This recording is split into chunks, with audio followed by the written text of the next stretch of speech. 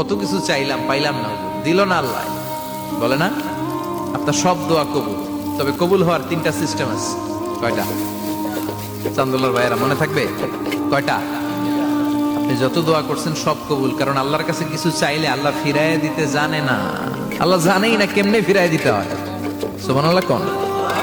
চাওয়া মাত্রই আল্লাহ বলে অ্যাকসেপ্টেড, যা কবুল, দিব দিব না এটা বলতে জানে না, চাওয়া মাত্রই বলে দিব। 3 সিস্টেম। নাম্বার 1, আপনি আল্লাহর কাছে দোয়া করলেন, চাইলেন, আল্লাহ বলে দিব, বলেই তিনি দিয়ে দেন আর আপনি খুশি হয়ে যান, পেয়ে গেলেন।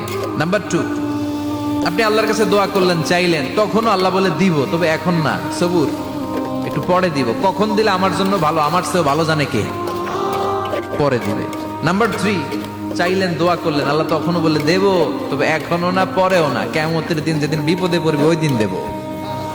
যেদিন তোর বাবা তোরে চিনবে না, তোর মা তোরে চিনবে না, বন্ধু বন্ধুরে চিনবে না, পীর সাহেব মুরিদরে চিনবে না, মুরিদ পীর সাহেবরে চিনবে না, ইমাম সাহেব মুসল্লিরে চিনবে না, মুসল্লি ইমাম সাহেবরে চিনবে না, কেউ কাউরে চিনবে না। ওই কঠিন দিনে তোরে আমি বাঁচাইয়া দেব।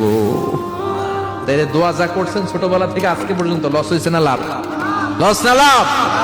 এজন্য বেশি বেশি দোয়া করার দরকার আছে না নাই?